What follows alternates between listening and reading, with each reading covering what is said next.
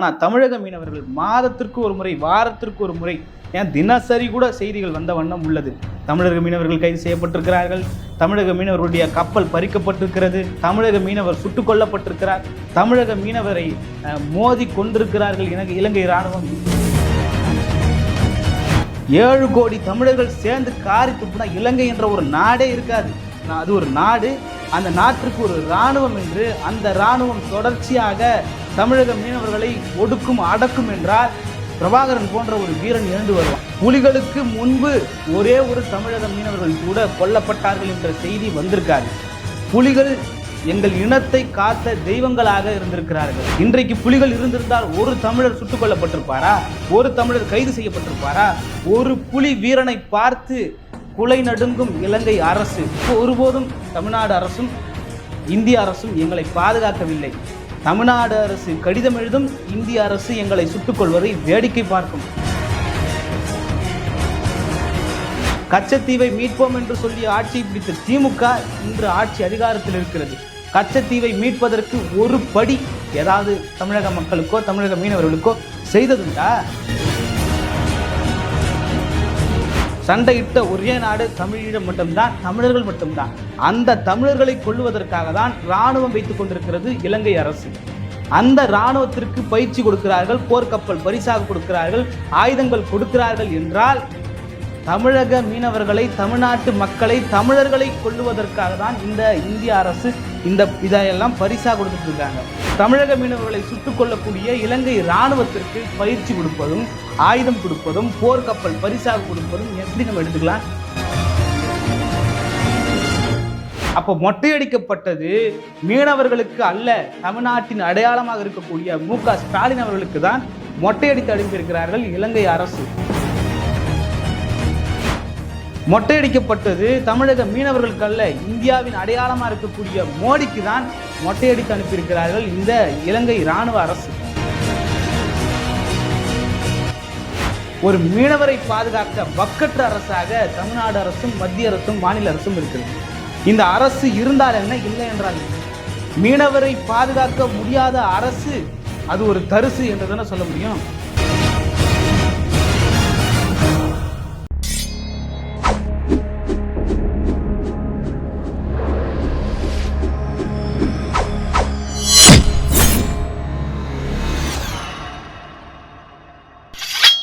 வளரி 2.1 நேயர்கள் அனைவருக்கும் வணக்கம். சமகால அரசியல் குறித்து இன்று நம்முடன் பேச வந்துள்ளார் ராபின்சன் அவர்கள். வணக்கம் ராபின்சன். வணக்கம். நேற்று தமிழ்நாட்டு மீனவர்களை இலங்கை இராணுவ படையினர் சிறைப்பிடித்து மொட்டையடித்து கழிவறை கழுவ வைத்து துன்புறுத்தி விடுவிச்சிருக்காங்க. இதை பற்றி உங்களுக்கு கருத்து என்ன? அதாவது தொடர்ந்து தமிழக மீனவர்கள் மீது சிங்கள இராணுவம் தாக்குதல் நடத்திட்டு இருக்கு, கைது பண்ணுறாங்க, சுட்டு கொல்றாங்க. அது இல்லாமல் இப்போ தொடர்ச்சியாக 22 பேரை கைது பண்ணியிருக்காங்க. ஒரு மீனவரை கப்பலால் மோதி கொன்று இருக்காங்க, ஒரு மீனவர் காணாமல் போயிருக்காரு. இதெல்லாம் நடந்துட்டு வருது. இப்போ கைது பண்ண மீனவர்கள் சிலரை விடுவிச்சிருக்காங்க, சிலரை கைது பண்ணி சிறையிலே வச்சுருக்காங்க. இப்போ என்ன பண்ணியிருக்காங்கன்னு பார்த்தீங்கன்னா, தமிழர்களை மீனவர்களை துன்புறுத்தணும் அப்படின்ற ஒரு நோக்கத்தோடு என்ன பண்ணியிருக்காங்கன்னா, கழிவறையை சுத்தம் செய்ய சொல்லி துன்புறுத்தியிருக்காங்க. பின்பு என்ன பண்ணியிருக்காங்கன்னா, மொட்டையடிச்சிருக்காங்க. மொட்டையடித்து அவமானப்படுத்தும் விதமாக விடுவிச்சிருக்காங்க. இது சிங்கள அரசு தொடர்ச்சியாக சிங்கள அரசும் சிங்கள இராணுவமும் தொடர்ந்து தமிழர்கள் மீது உள்ள வன்மத்தையும் பகைமையும் கொட்டும் விதமாய் இந்த செயல்கள் எல்லாம் ஈடுபட்டுட்டு வராங்க. நம்மக்கிட்ட கேட்குற ஒரே கேள்வி என்னன்னா, இந்தியாவிலேயே தமிழ்நாடு மக்கள் மட்டும்தான், தமிழ்நாடு மீனவர்கள் மட்டும்தான் மீன் பிடிக்க செல்கிறாங்களா அப்படின்ற ஒரு கேள்வி நமக்கு இருக்குது.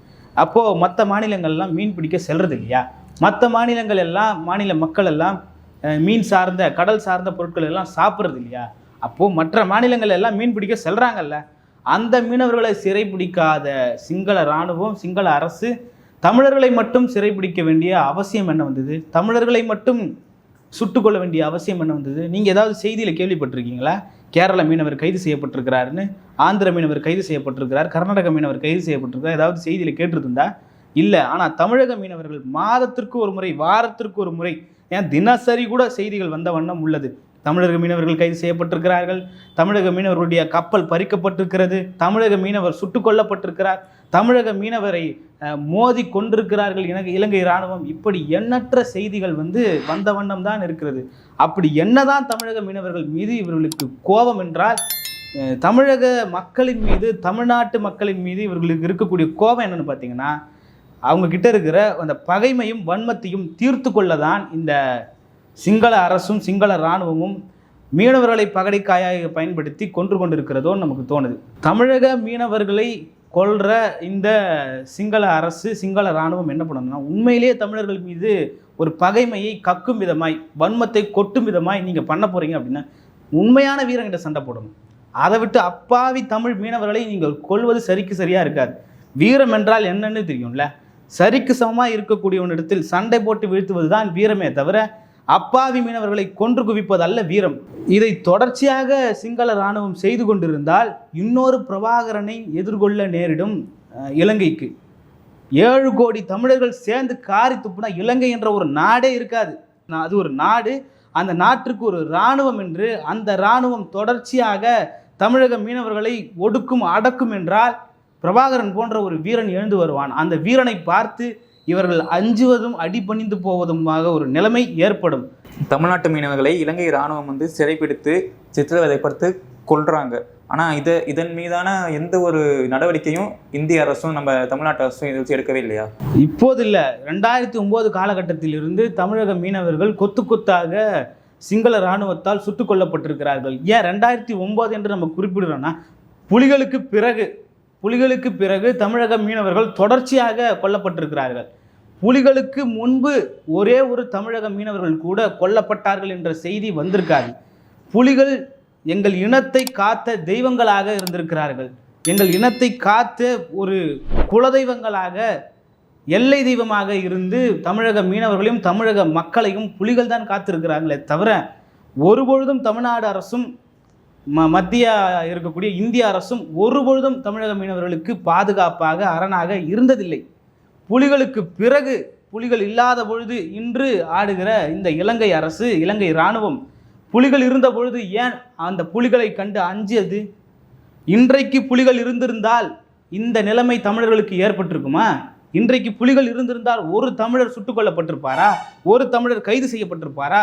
ஒரு புலி வீரனை பார்த்து குலை நடுங்கும் இலங்கை அரசு, ஒரு புலி வீரனை பார்த்து குலை நடுங்கும் இலங்கை இராணுவம். அப்படி எங்களை எல்லை நின்று பாதுகாத்த இன தெய்வங்கள் தான் எங்களுடைய புலிகள். அவர்கள் தான் எங்களை தொடர்ச்சியாக பாதுகாத்தார்களே ஒழிய ஒருபோதும் தமிழ்நாடு அரசும் இந்திய அரசும் எங்களை பாதுகாக்கவில்லை. தமிழ்நாடு அரசு கடிதம் எழுதும், இந்திய அரசு எங்களை சுட்டுக்கொள்வதை வேடிக்கை பார்க்கும். இதுதான் இவர்கள் தமிழக மீனவர்களுக்கும் தமிழ்நாட்டிற்கும் செய்த ஒரு பெரிய நன்மை. இதுதான். ஜெயலலிதா ஆட்சிக்கு வரும்பொழுது கடிதம் எழுதுவார்கள், ஸ்டாலின் மற்றும் கருணாநிதி ஆட்சிக்கு வரும்பொழுது தமிழக மீனவர்கள் கொல்லப்படுகிறார்கள் என்று மத்திய அரசுக்கு கடிதம் எழுதுவார்கள். இந்த கடிதம் மட்டும்தான் இருக்கும், போஸ்ட்மேன் வேலை மட்டும்தான் பார்ப்பார்கள். அந்த கடிதத்தை வாங்கி கொண்டு மத்திய அரசு எங்களை கொல்லுவதை வேடிக்கை பார்க்கும். இதுதான் செஞ்சுருக்காங்க இவங்க. புலிகளுக்கு முன்பு தான் தமிழர்களுக்கு பாதுகாப்பு இருந்தது. புலிகளுக்கு பிறகு தமிழ்நாட்டு மக்களுக்கும் தமிழக மீனவர்களுக்கும் எந்த விதமான பாதுகாப்பும் இல்லை. இந்திய மாநில அரசும் தரவில்லை. கச்சத்தீவிற்கும் மீனவர்கள் கைது செய்யப்படுவதற்கும் கொல்லப்படுவதற்கும் என்ன தொடர்பு? கச்சத்தீவு பற்றி ஒரு செய்தி வந்தாலே ஒரு சலசலப்பாக இருக்குது. என்ன காரணம்? கச்சத்தீவு என்பது அது ஒரு தமிழக மன்னருடைய சொந்த சொத்து, அதாவது சேதுபதி மன்னருடைய சொந்த சொத்து. அந்த சொத்தை தன்னுடைய சொத்து என்று நினைத்து இந்திரா காந்தி அவர்கள் இலங்கைக்கு தாரை வார்த்து கொடுத்தார்கள். தன்னுடைய சொந்த சொத்து என்று 5 ஆண்டு காலம் ஆட்சியில் இருந்த இந்திரா காந்தி அவர்கள் வெறுமனே 5 ஆண்டு காலம் இந்தியா உங்கள் கையில் ஆட்சியாக இருக்கிறது, அவ்வளோதான், இது தன்னுடைய சொந்த சொத்து என்று இலங்கைக்கு பரிசாக கொடுத்தார்கள் இந்திரா காந்தி. கச்சத்தீவை இந்திரா காந்தி தூக்கி பரிசாக இலங்கைக்கு கொடுத்தது தான் இத்தனை அவலத்திற்கும் முதன்மை காரணமாக இருக்கிறது. கருணாநிதி கூட இருந்து அந்த சொத்தை தாரை வார்க்க உதவினார். இதுதான் கருணாநிதி செய்த, தமிழர்களுக்கு செய்த மிகப்பெரிய துரோகம். கச்சத்தீவை கொடுத்தது தான். இப்போ கச்சத்தீவுக்கும் தமிழக மீனவர்கள் கொல்லப்படுவதற்கும் என்ன காரணம்னா, கச்சத்தீவு இந்தியாவுடையது, தமிழ்நாட்டுடையது என்றால் தமிழ்நாட்டிற்கு எல்லை அதிகம், கடலில் இருக்கிற எல்லை அதிகம். ஆனால் கச்சத்தீவு இலங்கைக்கு தாரை வார்த்தப்பட்டால் இலங்கைக்கு கடலில் எல்லை அதிகம். அப்போது தமிழ்நாட்டில் இருக்கக்கூடிய எல்லையை குறைக்கவே இந்திரா காந்தியும் கருணாநிதியும் சேர்ந்து செய்த சதிதான் இந்த கச்சத்தீவை தாரை வார்த்தது. அந்த கச்சத்தீவை தாரை வார்த்தது தான் இன்றைக்கு தமிழக மீனவர்களுக்கு இத்தனை கொடுமை நடந்து கொண்டிருப்பதற்கு காரணமாக இருக்கிறது. அதற்காக தான் கச்சத்தீவை மீட்போம் மீட்போம் என்று இந்த கட்சிகள் எல்லாம் ஒவ்வொரு தேர்தல் வரும்பொழுதும் தேர்தல் அறிக்கையில் சொல்லி தமிழக மக்களை, தமிழக மீனவர்களை ஏமாற்றி கொண்டிருக்கிறது. வெறுமனே தேர்தல் அறிக்கையில் மட்டும்தான் இருக்கும் கச்சத்தீவை நாங்கள் மீட்டெடுப்போம் என்று. கச்சத்தீவை மீட்பதற்கு இவர்கள் எடுத்த ஒரே ஒரு நிலைப்பாடு, ஒரு முடிவு ஒன்று இருக்கா? இல்லை. கச்சத்தீவை மீட்போம் என்று சொல்லி ஆட்சியை பிடித்த திமுக இன்று ஆட்சி அதிகாரத்தில் இருக்கிறது. கச்சத்தீவை மீட்பதற்கு ஒரு படி ஏதாவது தமிழக மக்களுக்கோ தமிழக மீனவர்களுக்கோ செய்ததுண்டா? அல்லது இன்று கச்சத்தீவை மீட்போம் என்று பேசுகிற அண்ணாமலை, தமிழக பாஜகவினுடைய தலைவர் அண்ணாமலை கச்சத்தீவை நாங்கள் மீட்டெடுப்போம் என்று சொல்கிறார்கள். ஆனால் நீங்கள் தான் ஆட்சியிலே மத்தியில் இருக்கீங்க. ஒரு படி கச்சத்தீவை மீட்பதற்கு ஏதாவது செய்ததுண்டா? அகண்ட பாரதம் பேசுகிற நீங்கள் கச்சத்தீவை மீட்பதற்கு என்ன செய்திருக்கிறீர்கள்? ஆக கச்சத்தீவை மீட்பது இவருடைய நோக்கம் அல்ல. இவருடைய நோக்கம் எல்லாம் தமிழக மீனவர்கள் கொல்லப்படுவதை வேடிக்கை பார்ப்பது தான் இவருடைய நோக்கமாக இருக்கிறது. அதனால் கச்சத்தீவு என்றால் தமிழக மீனவர்களுக்கு ஒரு பாதுகாப்பாக அரணாக இருந்தது. அந்த கச்சத்தீவு எழுந்ததால் இன்று தமிழக மீனவர்கள் கொல்லப்படுவதற்கு பெரும் காரணமாக இருக்கிறது. கச்சத்தீவை மீட்டாக வேண்டும். உண்மையான தமிழன் ஆட்சிக்கு வரும்போது கச்சத்தீவு மீட்கப்படும். அந்த கச்சத்தீவு மீட்கப்பட்ட பிறகு தமிழக மீனவர்களுக்கு இந்த அவலங்கள் எல்லாம் ஏற்படாது என்று நம்புகிறோம். அம்மையார் ஜெயலலிதா மற்றும் முன்னாள் முதலமைச்சர் கருணாநிதி, இப்போ தற்போதைய முதலமைச்சர் ஸ்டாலின் அவர்கள் 3 பேருமே வெறும் இந்திய அரசுக்கு கடிதம் மட்டும்தான் எழுதியிருக்காங்கன்னு சொல்கிறீங்க. அப்படி எழுதின கடிதத்துக்கு இந்திய அரசு மீனவர்கள் கைது செய்யப்படுவதற்கோ கொல்லப்படுவதற்கோ கண்டித்து எந்த நிலைப்பாடும் எடுக்கவில்லையா? இலங்கையை எதிர்த்து ஏதும் செய்யவில்லையா? செஞ்சாங்களே. என்ன நீங்கள் செய்தி பார்க்கல நினைக்கிறேன். நிறைய விஷயங்களை இலங்கை அரசு செஞ்சாங்க. என்னென்ன செஞ்சாங்கன்னு பார்த்தீங்கன்னா, இலங்கைக்கு போர்க்கப்பல் பரிசாக கொடுத்தாங்க. எதுக்காக போர்க்கப்பல் பரிசாக கொடுக்குறாங்க? இலங்கை இராணுவத்தை பில்ட் பண்ண, இலங்கை இராணுவத்தை வளர்த்தெடுக்க, இலங்கை இராணுவத்திற்கு துப்பாக்கிகள், ஆயுதங்களை, தோட்டாக்களை பரிசாக கொடுத்தாங்க. இலங்கை இராணுவத்திற்கு பயிற்சி கொடுத்தாங்க. இதெல்லாம் தமிழக மக்களை காக்கும் விதமாக இலங்கை இராணுவத்திற்கு இந்திய அரசு செஞ்சுது. அப்போ இலங்கை அரசிற்கு இதெல்லாம் ஏன் செய்கிறாங்கன்னு பார்த்தீங்கன்னா, இலங்கைக்கு பகைமைவாத சக்தி யார்? உலக நாடுகளில் இலங்கையை எதிர்த்து சண்டை போடக்கூடிய சக்தி யார்? சைனா சண்டை போடுதா? இந்தியா சண்டை போடுதா? அல்லது ஜப்பான் சண்டை போடுதா? அமெரிக்கா சண்டை போடுதா? பாகிஸ்தான் சண்டை போடுதா? ரஷ்யா சண்டை போடுதா? எந்த நாடுகளும் இலங்கைக்கு எதிராக சண்டையிடவில்லை. சண்டையிட்ட ஒரே நாடு தமிழீழம் மட்டும்தான், தமிழர்கள் மட்டும்தான். அந்த தமிழர்களை கொல்லுவதற்காக தான் இராணுவம் வைத்துக் கொண்டிருக்கிறது இலங்கை அரசு. அந்த இராணுவத்திற்கு பயிற்சி கொடுக்கிறார்கள், போர்க்கப்பல் பரிசாக கொடுக்கிறார்கள், ஆயுதங்கள் கொடுக்கிறார்கள் என்றால் தமிழக மீனவர்களை, தமிழ்நாட்டு மக்களை, தமிழர்களை கொல்லுவதற்காக தான் இந்த இந்திய அரசு இதையெல்லாம் பரிசாக கொடுத்துட்டு இருக்காங்க. இதுதான் நடந்திருக்கு. இதுதான் இந்தியா தமிழர்களுக்கு செஞ்ச நன்மை. இந்த நன்மையை தான் நம்ம எடுத்து பேசுகிறோம். என்ன பயிற்சி கொடுத்தது மூலயமா இந்தியாவுக்கு நடக்கக்கூடிய நன்மை என்ன? பாகிஸ்தானுக்கும் இந்தியாவுக்கும் போர் நடக்குது. பாகிஸ்தானுக்கும் இந்தியாவுக்கும் ஆவலை. பாகிஸ்தானோடு சேர்ந்து நாங்கள் ஐபிஎல் கூட விளையாட மாட்டோம். பாகிஸ்தான் நடத்துகின்ற போட்டிக்கு கூட இந்தியாவிலிருந்து எந்த வீரர்களும் செல்ல மாட்டார்கள். பாகிஸ்தானிலிருந்து இந்திய வீரர்கள் யாராவது சென்றால் அவர்களுடைய உணவில் விஷம் இருக்கிறதா, அவர்களுக்கு பாதுகாப்பு இருக்கிறதா என்றெல்லாம் சோதிக்கிற இந்திய அரசு தமிழக மீனவர்களை சுட்டுக் கொள்ளக்கூடிய இலங்கை இராணுவத்திற்கு பயிற்சி கொடுப்பதும், ஆயுதம் கொடுப்பதும், போர்க்கப்பல் பரிசாக கொடுப்பதும் எப்படி நம்ம எடுத்துக்கலாம்? பாகிஸ்தான் ஒரு மீனவரை கைது செய்து, இந்திய மீனவரை கைது செய்த பிறகு இவர்கள் என்ன செய்கிறாங்க? எல்லையில் போய் எல்லா இராணுவ வீரர்களையும் எல்லையில் நிறுத்தி எந்த நேரத்தில் வேணாலும் போர் தொடங்கலாம் என்ற ஒரு அச்சுறுத்தலையும் பதட்டத்தையும் உண்டாக்குறாங்க. ஆனால் 850க்கும் மேற்பட்ட தமிழக மீனவர்கள் இன்று வரை கொலை செய்யப்பட்டிருக்கிறார்கள். அவர்களுக்கு இந்த இந்திய இராணுவத்தை அனுப்பி எப்போதாவது போர் நடக்க வாய்ப்பு இருக்குது என்று இலங்கையை அச்சுறுத்தும் வகையில் இந்திய இராணுவம் ஏதாவது செய்ததுண்டா? அல்லது இந்திய பிரதமர், இந்திய அரசு ஏதாவது செய்ததுண்டா? இந்திய அரசு செய்ததெல்லாம் ஒன்றுதான்.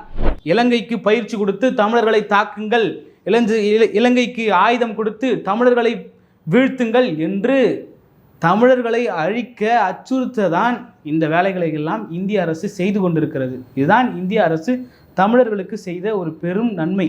இந்த தமிழக மீனவர்களுக்கு தொடர்ந்து ஏற்படும் சித்திரவதைக்கு எதிராக சீமான் கருத்து தெரிவித்துள்ளார். என்னென்னு பார்த்தீங்கன்னா, இப்போ மொட்டையடிக்கப்பட்டது தமிழக மீனவர்களுக்கு இல்லை, தமிழ்நாட்டு முதலமைச்சர் மு.க. ஸ்டாலினுக்கும் இந்திய பிரதமருக்கும் தான் சொல்லியிருக்காரு. அதை பற்றி நினைக்கிறீங்க? ஆமாம், தமிழ்நாட்டில் இருக்கக்கூடிய மக்களின் அடையாளம் யார்?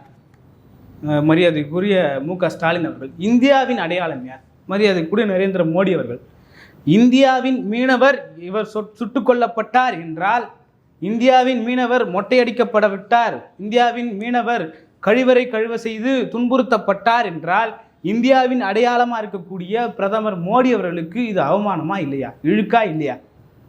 அதே போல தமிழ்நாட்டு மீனவர் கொலை செய்யப்பட்டார், தமிழ்நாட்டு மீனவர் துன்புறுத்தப்பட்டார், தமிழ்நாட்டு மீனவரை மொட்டையடிக்கப்பட்டார் என்று சொன்னால் தமிழ்நாட்டின் முதல்வருக்கு இது அவமானமா இல்லையா?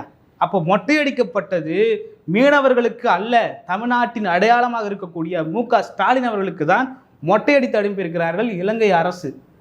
மொட்டையடிக்கப்பட்டது தமிழக மீனவர்களுக்கு அல்ல, இந்தியாவின் அடையாளமாக இருக்கக்கூடிய மோடிக்கு தான் மொட்டையடித்து அனுப்பியிருக்கிறார்கள் இந்த இலங்கை இராணுவ அரசு. அப்போ ஒரு மீனவரை கூட பாதுகாக்க தவறிய இந்தியாவும் தமிழ்நாடும், இந்தியாவுடைய பிரதமரும் தமிழ்நாட்டினுடைய முதல்வரும் எதற்கு? ஒரு மீனவரை பாதுகாக்க வக்கற்ற அரசாக தமிழ்நாடு அரசும் மத்திய அரசும் மாநில அரசும் இருக்கிறது.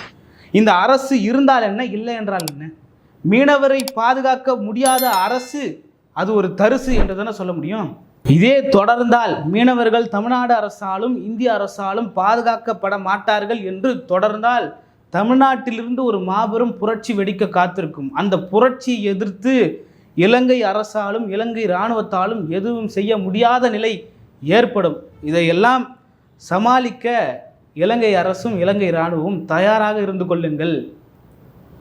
மீண்டும் ஒரு முறை தமிழக மீனவர்கள் கொல்லப்பட்டாலோ, மீண்டும் ஒரு முறை தமிழக மீனவர்கள் கைது செய்யப்பட்டாலோ இங்கு மாபெரும் புரட்சி வெடிக்க வாய்ப்பு இருக்கிறது. தமிழக மீனவர்கள், தமிழக மக்கள் எல்லாரும் ஒரு நாள் கிளர்ந்தெழுவார்கள். கிளர்ந்தெழும் பொழுது தாங்கக்கூடிய சக்தி உங்களுக்கு இருக்காது என்பதை தெரிவித்து விடைபெறுகிறோம். நன்றி, வணக்கம்.